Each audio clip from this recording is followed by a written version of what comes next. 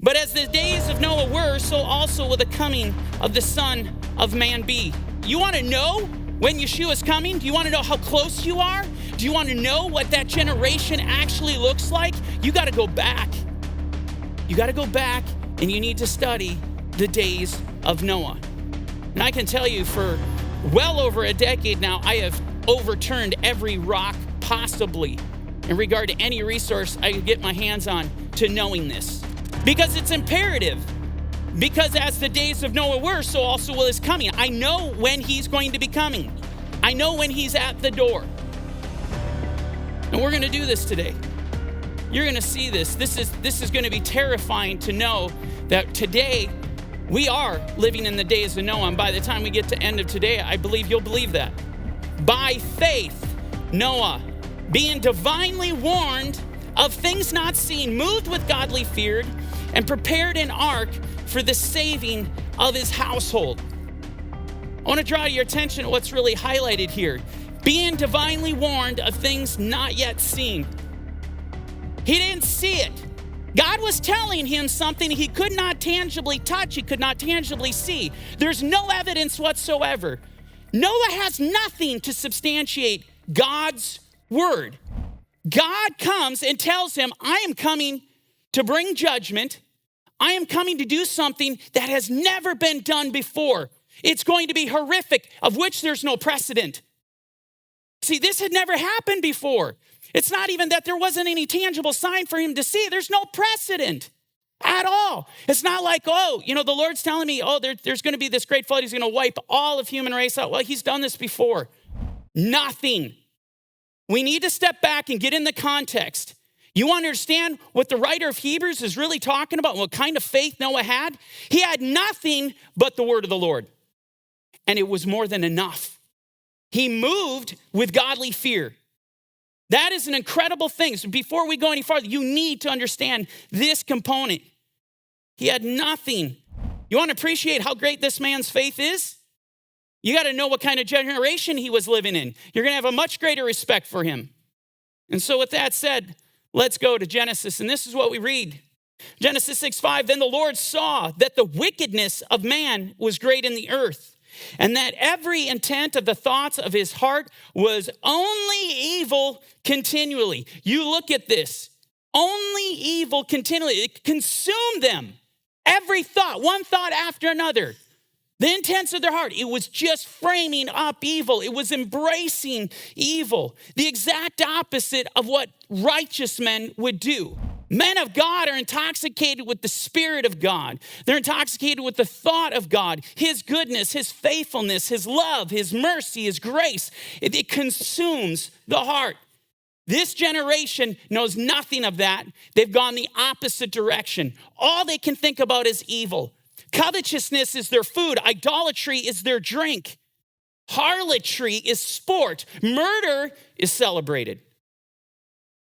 This is the generation that Noah lived in.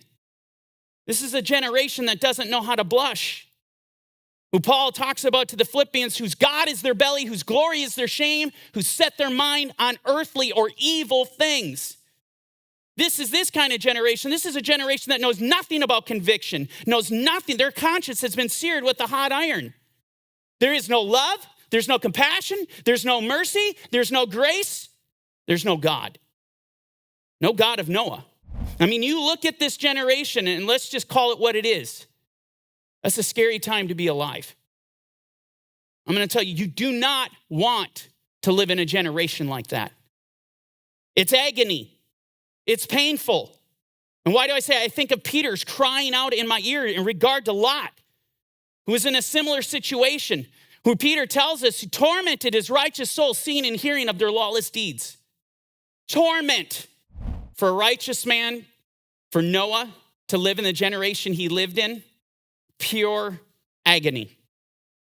This is the kind of man he has to be, this kind of faith for him to get through this. And so now we're going to jump ahead to verse 13. And God said to Noah, the end of all flesh has come before me, and the earth, oh, look at this, is filled with violence through them. And that term in the Hebrew is Hamas. It's filled with Hamas, and it means violence, but it's a little broader term than that. At times in the Torah, we see it defined differently. It's just simply called wrong, or even unrighteousness in the context of falsehood. It means lawlessness. This is an unbridled sin. This is sin without conscience. This is Hamas. Now, the key word I want to point out here is this word malay. I didn't put it up here in the Hebrew, but it's filled. That word is instrumental in the text and tells you everything. And what do I mean by that? When you see the Lord speaking in terms like this, that it is malay, that it is filled now with violence, what it tells you is, now I'm coming. Now I'm coming for judgment. And there are examples I could give scripturally, and one example that I can think of is Revelation 17. We have the mother of harlots mentioned. She's intoxicated with the blood of the saints. It's a very Jezebel creature. Remember Jezebel slaughtering the prophets? This mother of harlots is the same. But what's interesting in Revelation 17, it mentions she's holding something. She's holding a golden cup. And what does it say? It is filled with the abominations, with just atrocious sins. It's filled. And what do you read after that? Her destruction. And so when we see that the earth is now filled, the cup is full, God is done. He is now coming with judgment. Looking at this earth being filled with Hamas, what does that look like? We can talk about it broadly that, well, this is just pure evil, unbridled evil. Yeah, but what does that look like? What is sin that's unbridled? How can we actually visualize that? And I'm going to tell you, one way to describe this is they began to eat men's flesh and drink blood. This is what they did. And this is supported in Enoch, the backstory to Noah. And they began to sin against birds, beasts, reptiles, and fish. Oh, and to devour one another's flesh and drink blood. Then the earth laid accusation against them. Now understand something. They're not eating flesh and drinking blood because their plane crashed in the Andes Mountains. This has nothing to do with famine. You have to understand this. This is not for survival. This is total depravity.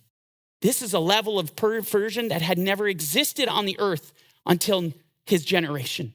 As the days of Noah were, so also will the coming of the Son of Man be. One of the primary signs given in Noah's day, one of this unbridled evil, this Hamas that existed, was this consuming flesh. What do we know that is happening today? Well, let me read you a headline. And the headline says, Miami police shoot, kill man eating another man's face. And the answer was given as though this guy's obviously hopped up on drugs, and I think it was bath salts is what they're doing. But isn't that fascinating? See, because bath salts, LSD, all of these drugs, they are mediators, conduits to allow evil spirits to join into the physical realm. This is, you see, when you start seeing this stuff, what happens is this wicked, evil, demonic realm molds together openly with our physical reality. This is what was happening in the days of Noah. It's crazy. And let me tell you something about the days of Noah. Guess what was happening? Fallen spirits were literally teaching men evil things. They were being led by these spirits. Evil spirits were doing these things. Absolutely demonic. National Geographic, cannibalism, the ultimate taboo, is surprisingly common. Then you have this. The New York Post ran an article on Fox News. Scientists suggest eating human flesh to fight climate change. It's now being injected into the narrative that maybe, cannibalism is a solution to food sustainability in the future. Listen to me, this is not the last you're going to hear of this. When it's starting to happen at an academic level, not a guy that's hopped up on bath salts in broad daylight, but when the narrative is being taken to this place, we're living in the days of Noah. This is crazy. Hey there, this is Mike at Corner Fringe Ministries. Thanks for watching our video. If you liked the video or it encouraged you, do us a favor. Hit the like button. Don't forget to hit the share. And if you haven't done so already, please hit the subscribe button. Now, if you want to watch the rest of this video, hit the button here. And if you want to watch the rest of this series, you can check it out here. And don't forget, you can download the Corner Fringe Ministries app today on any of your Play stores. Thanks for joining us at Corner Fringe Ministries.